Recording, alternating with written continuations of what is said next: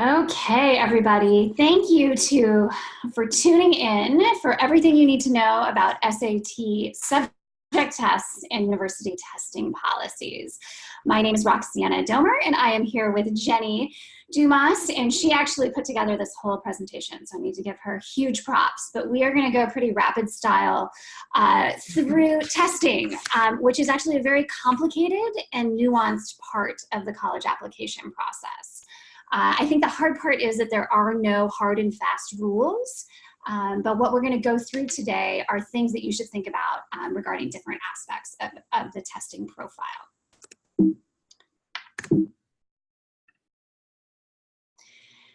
Okay, so the first thing to really point out is that when colleges look at a student's application, they are looking at so many different pieces and trying to put them together like a puzzle.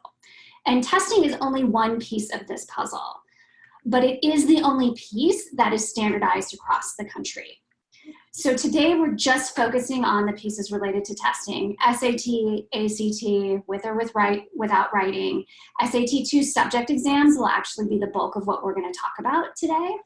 And then we'll touch a little bit on IB and AP exams, because all of that goes into sort of your testing profile that colleges are going to see. So colleges really want to see that the testing and your test scores are really matching up with everything else you have going on in your application. So if a student gets an AP, gets a 5 in APUSH, which is US history, it would be, I'm sorry, if they got an A in APUSH, right, it would be a little bit weird to see that they got a 2 on the AP exam. Right? The first thought is, wow, that maybe that A in APUSH wasn't really earned, or we're going to have to dig a little deeper to find something else to kind of figure out what's going on. Similarly, if a student wants to study math and has A's in all the calculus classes that they've taken, but then they take an SAT 2 in math and they get a 550 out of 800, something's not quite matching up. For the most part, and for the majority of students, usually things match up in terms of the testing and their profile and their transcript and what their teachers are saying and all of these other pieces of the application. In general, I think it's really important to note that testing is not something that's going to get you into a school. Just because you got a 36 or a 1600 doesn't mean that you're going to get in anywhere that you want to go, or everywhere that you want to go. On that same logic, it's actually also not going to keep you out. Hardly ever do I see students that have test scores that I think for some reason would omit them from even being able to consider for a university. Testing is just one piece of the puzzle. The SAT and the ACT were created to do one thing. They were created to predict how students will fare their first year in college. So basically how well they'll do their first year in college. They do not predict that very well. Colleges know it. I think students know it. However, at this point, this is what we have to be able to compare students from different schools in different states in totally different situations all over the country. And that's why the schools are using them. But they do know that they really don't predict much. Okay, so for the testing requirements, when you're thinking about your testing profile, you're somehow going to take, you're going to take some version of the SAT with writing, the ACT with writing, and also some schools may or may not require the SAT subject test. So what does this mean? What are they? And that's what we're breaking down on this slide. The SAT subject tests you can test in 20 different subject areas surrounding math, English, world languages, chemistry, biology, physics. There are 1-hour tests, multiple choice, and you can actually take I think you can take 3 tests in one test date. So they're an hour-long test. The purpose of these tests are really to showcase a student's strengths and interests or meet specific college requirements. And the score ranges, the maximum score you can get is an 800. With the SAT with writing, there's a reading test, a writing and language test within the SAT, and then there's also the math portion of the test. And you see the breakdown of minutes there. And then with the ACT, the big difference between the SAT and ACT is that the ACT has a science portion on the test. So what does this mean? We almost always recommend that students take the exams with writing so that you cover your bases. Some universities and colleges require the writing, some don't. So in order to maximize that testing, that test time, you would want to take the SAT or ACT with writing. We typically at College Com will sit down with students, talk about test prep, make suggestions based on skills in terms of SAT or the ACT, and make suggestions. But when you're trying to decipher whether or not you should take the ACT versus the SAT, we really think you should sit down and take a diagnostic exam and see which one feels like the best fit for you. The other thing to consider is the timing of the tests. The SAT offers more time per question, and the ACT offers less time per question. So if timing is typically an issue for you when it comes to testing in schools, that's something that you would want to consider. The other factors that weigh on you is the use of a calculator. The ACT lets you use a calculator the whole test. The SAT gives you a calculator portion for the math and then a portion for the math that doesn't require a calculator. So these are just little nuances that you can go over with your counselor or your SAT test prep person to see what would be the best fit test for you. So it's really important as we do and move into college research that testing is also a requirement that you research to make sure you know what you need to do in order to be eligible for that university. Okay, so there's a lot of language here in terms of what colleges are using to describe their testing policies. So we're going to go through sort of 4 levels, and these are oftentimes related to SAT subject exams. So in terms of requirement for a lot of schools is to take the SAT or the ACT. That's essentially what you need to be considered for admissions. Now, there are schools that require the writing, and there are schools that don't. And what Jenny alluded to earlier is we always have students take it with the writing because you can't use a test date when you didn't do the writing for a school that requires writing. And we would never want a student to have like this great score that they did that didn't have the writing and not be able to submit it. So we just like to, that's a pretty easy one in terms of covering all the bases. But what required means is that it is actually required, otherwise your application is not going to be complete and you're not going to be eligible.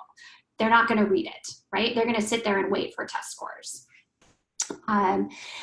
Essentially, there are very few schools, right, that have SAT subject exams that are required. And we will send out a list of resources afterwards for places you can check.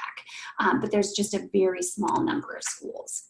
Then what you're going to see is strongly recommended, right? And so strongly recommended signals that most of the students who apply will have taken the SAT-2s, but your application can be complete without them, right? It just means that you're going to be missing something that the majority of the students who are applying will have, right? So if a school strongly recommends, a lot of times this happens with schools that, for particular STEM majors, right? They might require or strongly recommend, which is mostly the language that they use, is strongly recommend that you have a Math 2 subject exam, or that you have a science, so a bio, a chem, or a physics. Again, it's a pretty high expectation if they use the language strongly recommended, that if you can do it, you should do it. Then you have sort of your general recommended. Hey, recommended means that schools would like to see them, but there will be plenty of students who will not submit scores. So you're kind of in the middle there in terms of, it's really the student's choice whether they want to take them or not, and whether they want to submit them or not. The idea here is that if you think you could potentially do well, it's probably worth it. They're recommending it to be a part of your testing profile. But the other piece of it, which we'll get to a little bit later, is that it may not be the best choice or use of your And then you just get considered, right? And that's great, right? That means they'll look at them and they will consider them in terms of your application. But they don't need them. They're not requiring them. They're not even recommending them. They're just saying, hey, if you happen to send them, we'll look at them. And then there's actually a whole nother set of schools that won't even look at them. So if it's not listed at all when you look up sort of the testing policy of a school and it doesn't even say any of the wording on this page, then you know they don't really care. So let's look at colleges that require the SAT subject test. Like Roxana said, it's a very small number of colleges or universities that actually require the SAT subject test. We have McGill University saying that they require the SAT plus 2 SAT subject tests or the ACT, which is where this gets a little murky and it's not black and white, right? So some schools will say, hey, if you take the ACT with writing, you don't need to take the SAT subject test. However, if you take the SAT, it would be nice to see 2 subject tests along with your SAT. So that's why we recommend that you research each school's requirements for testing, just to make sure you have the best combo of testing for each school. Subject tests in addition to the SAT or ACT are mostly at the highly selective schools. They want to see you kind of prove that story, like what Roxana was talking about. If you're a great scientist, awesome. Show me an SAT subject test in chemistry or biology proving that point.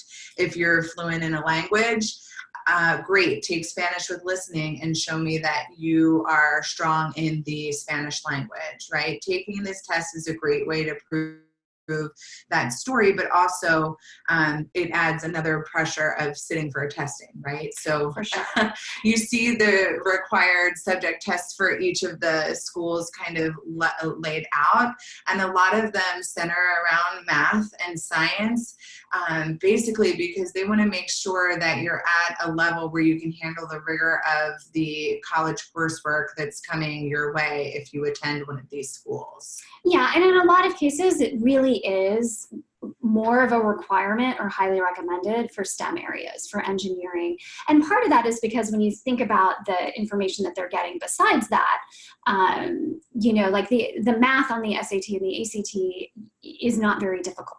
And so that's why they sort of ask for this next level.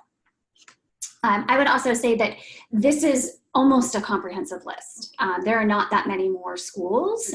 There's probably maybe 3 or 4 that actually require SAT subject tests. So this is more than half of them.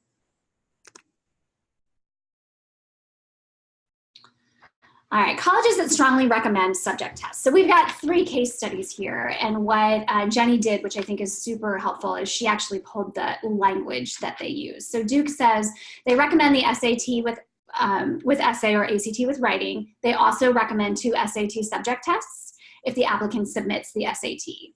Subject tests are considered if applicant submits the ACT. Okay, and then if you're applying to engineering, then you're going to need those extra things. Georgetown, right, they require the SAT or the ACT. They actually could care less about the essay. And then they strongly recommend 3 subject tests. These used to be required. Now they have gone to strongly recommend. And then Harvard is 2 SAT subject tests are recommended, but you can apply without them. And they're basically saying if the cost in the test represents a financial hardship, otherwise, you should be taking them. So I have to say, this is the hardest part for me because the SAT subject exams may not end up being a student's best score. So if a school strongly recommends them, they want to see them, and most applicants will submit them. So for students who are thinking about some of these, you know, really competitive schools, you want to put into your testing plan to take them. In most cases, these schools either want additional scores if the student chooses the SAT, right? They want to have something extra because the SAT does not have the science section that the ACT has, right? And that's a situation for Duke and Harvard. They want to see a couple of other things, right? Or for Georgetown, which I happen to know since it is my alma mater, they're actually using those 3 subject exams to weed out students to apply, right? They only want students to apply that are serious about Georgetown. And so they actually put this in there so that they know that the students that apply to Georgetown really want to go to Georgetown because they've taken the time and the effort to do 3 subject exams. I don't love the policy. I think it's horrible, right? But at the same time, it is working for them because that's their goal, right? They don't want, that's also why they're not on the common application. They don't want to play the game of getting 30,000 applications. They want to keep their applications to students who really think that Georgetown is a good fit for them. And so then the colleges that recommend the SAT subject tests, more and more we are seeing colleges that are starting to move away from the SAT subject testing as required rather than, you know, and they're using that language of recommended versus required, right? Meaning, you know, less testing is a little bit easier on the students, you know, and less time spent preparing for testing. They can do other things. However, these selective universities definitely want to see, especially for specific majors, as we've been talking about before, that that higher level math or that higher level science that students can compete with the rigor, right? So I look at these the same way that I would look at 3 years of a language versus 4 years of a language, or 3 years of a math versus 4 years of a math on the rigor of your coursework. If you can handle it, if you can do well on the subject exams, if you have a strength in that area, then you should go for it and take the SAT subject test. If you feel like, listen, this is not something that I want to pursue, I don't have the time for it, even though it's, you know, recommended, it could be one of those areas that you decide, look, I'm going to go for it without taking those subject exams. But if there is a reason you decide not to take them, you may just want to make sure that it's a valid reason and not just like, oh, I didn't feel like it, right? So they want to see them if they say that it's recommended. But again, I think you have to think about it in terms of what you can handle and how well you can do on them and how much time you have to prepare for them. Yeah, and I think it's really a balance. I think in a lot of cases, it also is school by school, teacher by teacher. There are teachers who teach classes that cover a ton of material that's on an SAT too. And in that case, if the student is already taking a final, like why not just throw it in there and take the SAT subject exam? But there's also a lot of classes that don't even cover half of the material that are on the subject test. And I actually have a great handout, which I will send to you guys after the presentation, that basically takes each subject test and what a traditional AP or IB curriculum matches up with each subject test. So you can get a sense of, is that going to be worth it to you? And so, considering subject tests, here's the thing. Like I just said, a lot of it is dependent on the school. If you have a strength, like let's say you're really great at language, and you're on an IB curriculum, so you're not going to be taking an IB exam until senior year, but you are great at Spanish, it's probably worthwhile to take a subject test. Because then you can show in that testing profile your strength in Spanish and have a test score that sort of backs up your grade. There are other things that are really harder in terms of, things that match up. So if you take AP US History, you've probably got about 70% of the material on the US History SAT subject exam. If you're on the IB curriculum, you are covering like 30% of what's on that exam. So unless I have a student who comes in who loves history and does a ton of reading on their own and is just all about facts and timelines and things like that, I don't usually have a ton of students on the IB curriculum take the US history. It just doesn't make sense. And I think that you have to think of it in terms of SAT 2s. Those are made and owned by the College Board. College Board also owns the AP program, right? And so a lot of the things line up in terms of the AP exam and the subject test. When you're on an IB curriculum, they do not line up that well. It doesn't mean you shouldn't take them. It just means you're going to have to spend a lot more time with it to do well.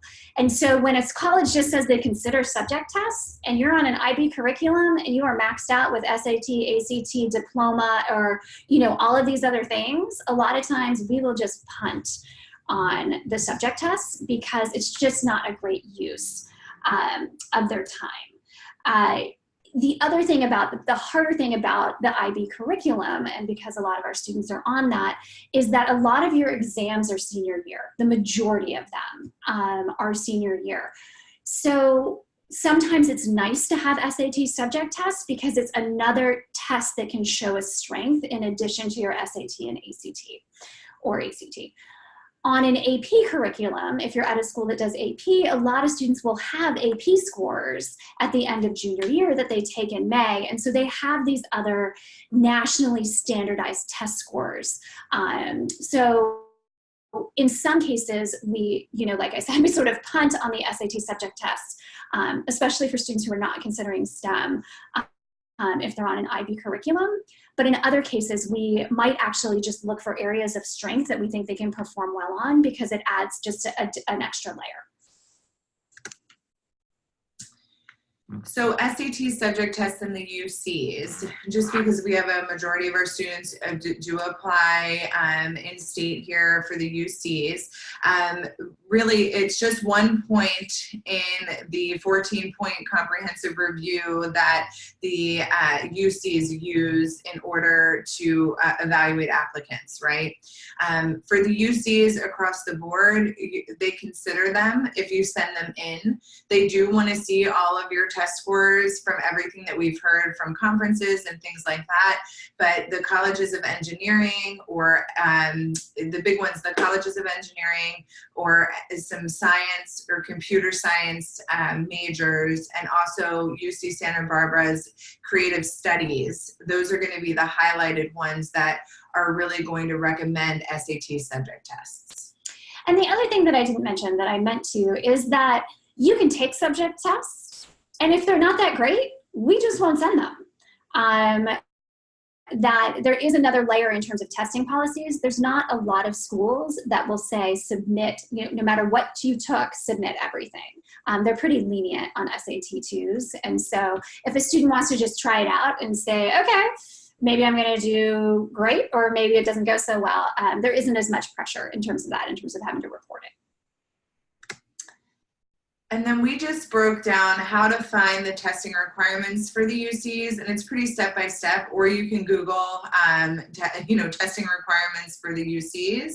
But if you just go on the University of California website, go to freshman admission, it's right in the, under the testing requirements. It's very easy to find. And super clear. Super clear. They're actually one of the best in terms of laying it all out for you. If you're trying to find it at a private university, you can go through, you know, looking through admissions and all of that. To be honest, I just Google name of university and testing requirements.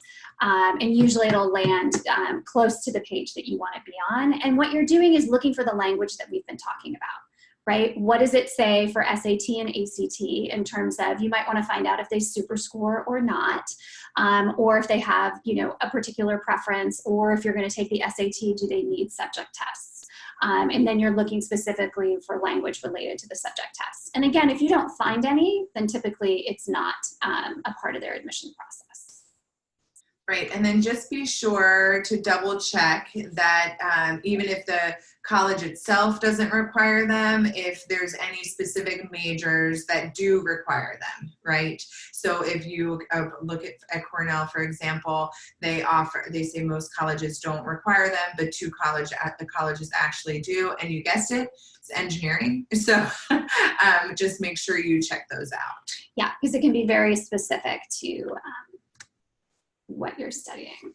Right. And so basically when these tests are offered, basically every month except for January, okay, if there is a test offered, whether it's SAT or ACT. The SAT and the ACT, the registration is typically about 1 month before the test date. So just so you know, and I think it takes around a month to get the test scores back, just so we're planning that out. Where it gets tricky is if you're planning on taking SAT subject tests as well. You just want to stagger those tests so that you have a good timeline in place. So it might look like you take the ACT in February and SAT in March, and maybe some subject tests in May and June. But the one thing I do want to highlight about the SAT subject test is that not every subject test is offered every month. So you just need to make sure that you check to see when your exams are offered and which tests you're going to take. Yeah, the language with listening is one that typically isn't offered every time. And I would say that we also typically, it's probably on the next slide, but we typically, you do subject tests towards the end of junior year is when you're normally going to do them, because it matches up with your finals. And here's the slide. It just happens.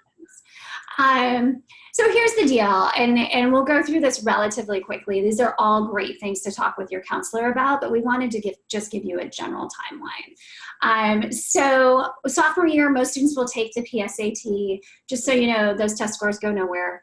There is no, you can study for them if you want, but you certainly don't have to. There is also something called the plan, which is the practice ACT.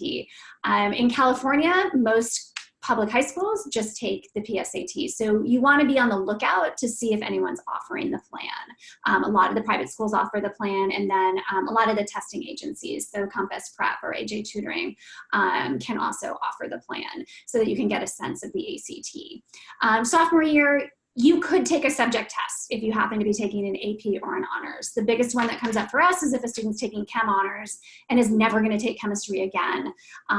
They could prepare for that SAT subject exam and take it at the end of sophomore year. Now, I would only take it if chemistry is totally your thing. If it is not totally your thing, you'd have to study so much for it that it's probably not worthwhile. I think a lot of people rush out to take it, and I have yet to see a good chem score for the end of sophomore year. So I'm definitely not pushing that. But if a student's never going to take chemistry again, it's not like junior year, you're just going to study for a chem SAT too. It just doesn't make sense. But if you happen to be ahead in language or ahead in math, or in a physics honors, you can consider it, but definitely ask your counselor. And you also want to ask your teacher, because your teachers actually, in some cases, will know when students have been preparing and how they've done in the past. When we get to junior year, typically students are going to take the SAT or the ACT with writing. We really like kids to kind of figure out which test works for them and to kind of go with that. You're going to take it at least twice. But we know that high achieving kids are probably going to take both tests because they just are curious what their scores might be. The end of junior year, so that usually that June sitting of the SAT is when students would take the subject test. So after if you have an IB test or an AP test or a higher level class. Junior year, you're also going to be taking AP tests. And for IB, the only one actually that is at the end of junior year is environmental systems and solutions. The rest of them will be at the end of senior year. Oops. And then senior year, if you want to take the SAT or ACT again, there's an August SAT, there's a September ACT. You'll have plenty of time to get those scores into any of the schools that you're applying to. But if you are looking to do early action or early rolling admission, which a lot of our students do, you definitely want to be done with your testing by September or October. And then at the end of the year, obviously in May, you're going to do your AP and your IB testing. And at that point, it's too late to take SAT 2s. You're done, right? So you need to have those SAT 2s also done by that sort of September, October timeframe. And that's just the gist. Really, if you're in the middle of it and you're a junior, your counselor's checking in with you and making sure that all of this is happening. If you're a sophomore, when you come in over the summer, we're going to really start to plan it out. And then if all of this feels too overwhelming, we can look at test optional colleges.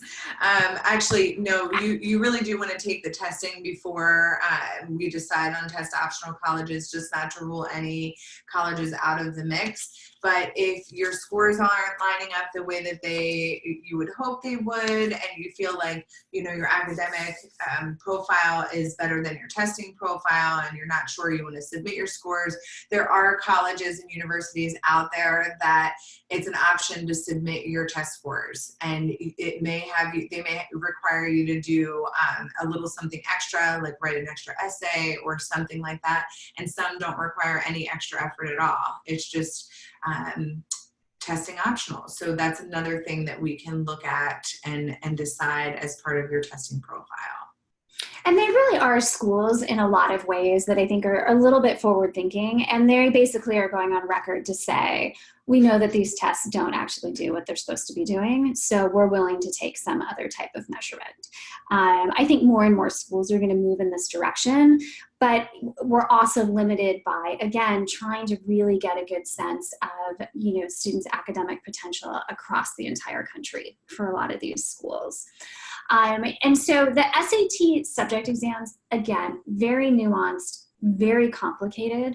The first thing to do is start to look at what the policies are at the schools you're the most interested in, right? You just want to be prepared if it happens to be one of those schools and you take the SAT and they say, well, if you take the SAT, we need 2 subject exams, right? So you want to be careful about that. What I always get when families sort of hear this, they're like, well, why would we ever take the SAT? Why don't we just take the ACT, in which case that's not going to be an issue. And that's certainly a way to go. The ACT at this point, right, covers all your bases for a majority of those schools that are asking and requiring those SAT 2 subject exams. The other piece of it is if you're looking at STEM, you know what? You got to take these exams. You got to take the SAT 2s. They really do want to see these. And if you, in one case you do, you know, you get a 780 on the math and 550 on the chem, you know, maybe we don't send the chem. If it's not required, you can always kind of make those decisions. So what happens is we want you guys to be prepared in terms of what is required, highly recommended, or recommended as you're looking at the schools that you anticipate you're going to be applying to. Then we'll go through and look at, you know, you as an entire applicant and kind of start to think, is this something that might add to your profile? You know, is it worth taking? Do you have the bandwidth?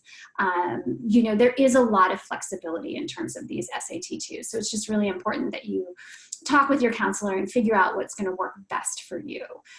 But we hope that you've gotten a good sense of sort of the landscape and what to be looking for when you're searching and looking at schools and some of the language that's related to SAT 2s, and that we haven't just overly confused you on this point. So I'm going to go ahead and actually stop there and allow